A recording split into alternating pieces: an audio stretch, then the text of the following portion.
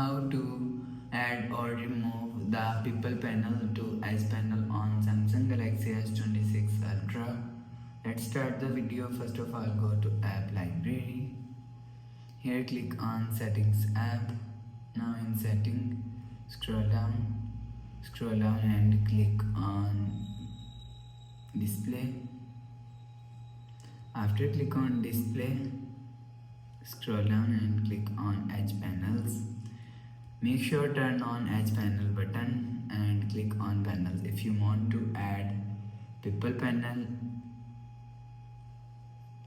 if you want to remove people panel to edge panel, click on people, go back and again click on panel. You will see people panel is remove on edge panel.